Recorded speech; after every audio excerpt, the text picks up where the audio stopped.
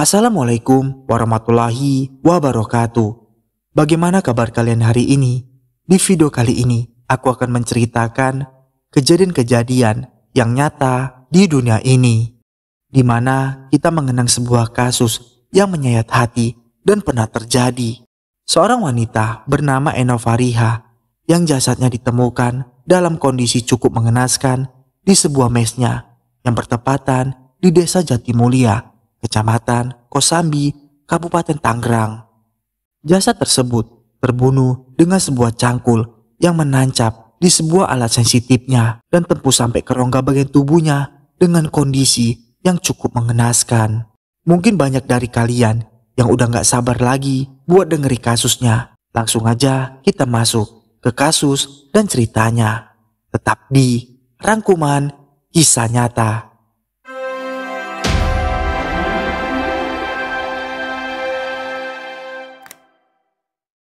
Sebelumnya, aku informasikan dulu, jangan lupa untuk subscribe channel ini dan aktifkan notifikasinya. Nah sekarang kita mulai masuk ke kasusnya. Eno Fariha, wanita berusia 18 tahun yang tinggal di Desa Pengadikan, Kecamatan Lebakwangi, Kabupaten Serang. Gadis muda yang sehari-hari mengenakan kerudung ini dikenal mudah bergaul dengan siapapun. Bukan hanya bergaul, bahkan Eno sendiri dikenal sering mengaji bersama teman-temannya di sebuah musola dekat rumahnya. Sayangnya Eno ditemukan tak bernyawa lagi di sebuah kosan yang bertepatan di Desa Jatimulia, Kecamatan Kosambi, Kabupaten Tangerang. Eno tewas dengan kondisi mengenaskan, cangkul yang menancap di bagian alat sensitifnya, di mana Eno bekerja sebagai karyawan di sebuah PT Polita Global Mandiri. Sebelum meninggal dunia, Eno sempat meminta sebuah sepeda motor kepada orang tuanya, yang mana dari pengakuan orang tuanya, uang yang nantinya untuk beli sepeda motor sudah terkumpul 1 hari sebelum Eno ditemukan sudah meninggal dunia. Pada hari Jumat pada tanggal 13 Mei 2016, seorang wanita yang ditemukan bersimpan cairan merah dengan kondisi yang cukup mengenaskan di sebuah kosannya yang berukuran hanya sepetak. Kondisinya sangat memprihatinkan dengan sebuah gagang cangkul yang berukuran 80 cm yang menancap di sebuah alat sensitif korban dengan tubuh separuh telanjang. Setelah pembunuhan terjadi, fakta tragis pun mulai terungkap. Teman-teman Eno yang khawatir karena Eno tidak hadir bekerja pada tanggal 13 Mei 2016. Yang waktu itu mereka mencoba menghubungi Eno, namun tidak mendapatkan respon sama sekali. Mereka kemudian mendatangi kamar Eno yang bertepatan di mes karyawan, yang waktu itu menemukan pintu kamar terkunci dari luar. Dengan bantuan karyawan pria lainnya, mereka mendobrak pintu kamar Eno dan menemukan Eno dalam kondisi yang mengenaskan dengan sebuah gagang cangkul yang menancap di alat sensitifnya. Setelah menemukan temannya yang sudah bersimpan cairan merah, mereka pun langsung melaporkan hal ini kepada polisi. Setelah dilaporkan, pihak kepolisian langsung melakukan olah TKP dan jasad Eno dilarikan ke rumah sakit, mengungkapkan luka-luka yang sangat mengerikan pada tubuh Eno. Selain luka terbuka pada pipi, memar pada bibir, dan luka lecet pada leher, Eno juga mengalami sebuah pendarahan hebat akibat penancapan gagang cangkul. Masih banyak lagi luka di tubuh Eno yang tidak bisa aku jelaskan dengan secara detail. Setelah kejadian dari kasus pembunuhan Eno, polisi langsung melakukan pencarian siapa pelaku dari kasus ini. Dari kasus pembunuhan Eno ini, di mana tersangkanya berjumlah 3 orang. Yang pertama, Rahmat Arifin, kerap dipanggil Arif, yang berusia 23 tahun. Kemudian Imam Harpiadi yang berusia 23 tahun. Dan Rahmat Alim berusia 16 tahun. Dari 3 pelaku ini mempunyai motif yang berbeda, tetapi mempunyai kesamaan dendam terhadap korban. Malam yang mengerikan ini bermula sekitar pukul 23.30 WIB tersangka Rahmat Alim janji dengan korban untuk bertemu di sebuah mes korban, yang mana korban mulai mengenal Rahmat Alim 1 bulan dengan komunikasi lewat sebuah SMS. Setelah itu, korban bersedia dengan janji kepada pelaku, di mana Rahmat Alim sampai di sebuah mes korban. Di saat itu, korban membukakan sedikit pintu pagar masuk ke dalam mesnya. Setelah itu, korban memberikan kode untuk masuk. Pelaku kemudian masuk ke kamar korban. Kebetulan di malam itu hujan mengguyur deras. Korban dan pelaku kemudian berbincang-bincang selama 30 menit. Selanjutnya, Rahmat Alim dan korban saling berciuman.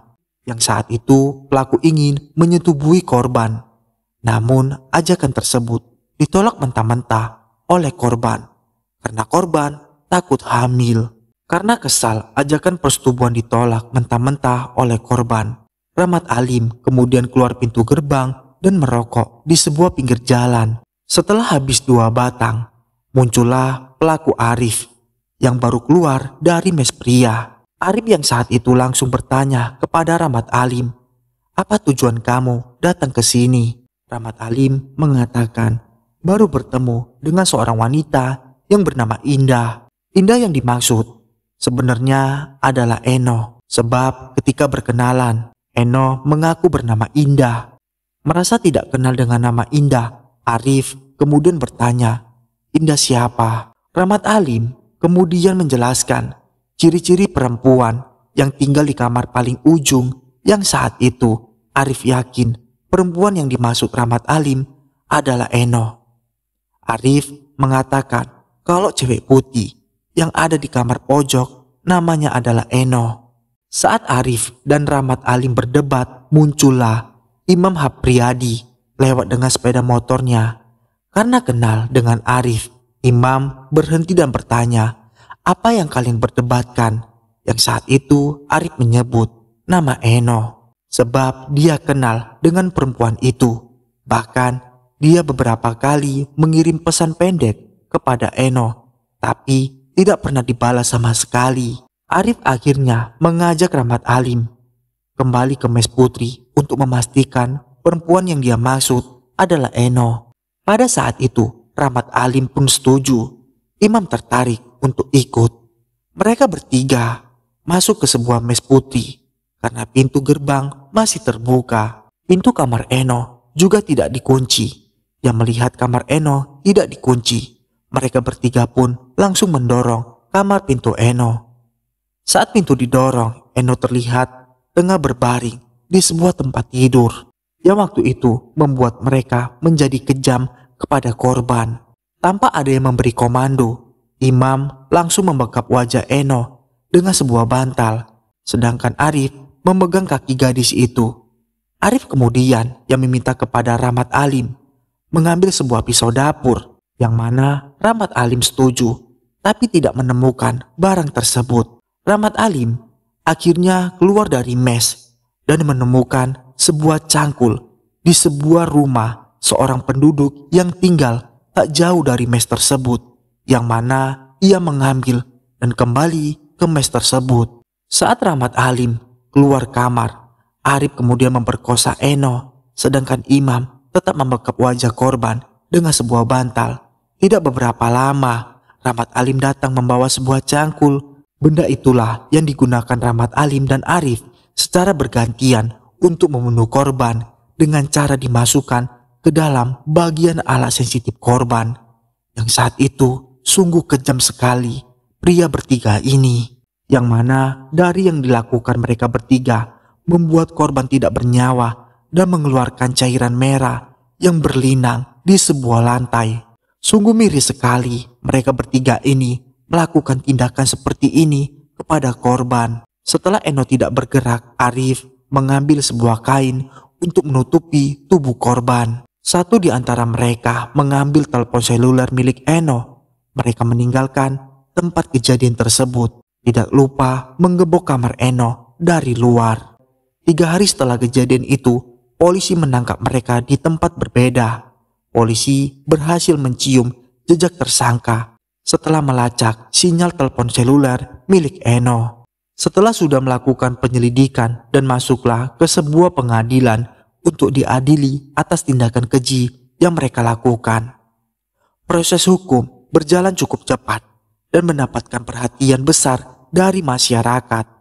Dalam sidang yang diadakan di Pengadilan Negeri Tangerang pada tanggal 16 Juni 2016, hukuman berat dijatuhkan kepada para pelaku yang bernama Rahmat Arifin dan Imam Hapriyadi yang divonis hukuman mati. Sementara Rahmat Alim karena masih di bawah umur dijatuhkan hukuman maksimal untuk anak di bawah umur, yaitu penjara 10 tahun penjara. Keputusan ini diharapkan bisa memberikan keadilan bagi Eno dan keluarganya, meski luka dan kehilangan yang dirasakan tentu tidak akan pernah hilang. Kasus pemerkosaan dan pembunuhan Eno tidak hanya berdampak pada keluarganya, tetapi juga mengguncangkan masyarakat luas. Reaksi publik sangatlah keras, banyak yang marah dan sedih atas kejadian ini. Masyarakat mengutuk tindakan keji para pelaku dan menuntut agar hukuman ditegakkan seadil-adilnya. Dan media massa juga memainkan peran besar dalam menyebarkan informasi mengenai kasus ini, sehingga semakin banyak orang yang peduli memberikan dukungan kepada keluarga Eno. Mungkin kasus ini bisa jadi pelajaran hidup buat kita semua agar tidak terjadi lagi di kemudian hari. Inilah dari kasus yang aku rangkum, dan terima kasih buat kalian yang udah nonton video ini dan share video ini ke teman, saudara, ataupun pacar kalian. Gimana tanggapan kalian tentang kasus yang satu ini? Tinggalkan di bawah kolom komentar.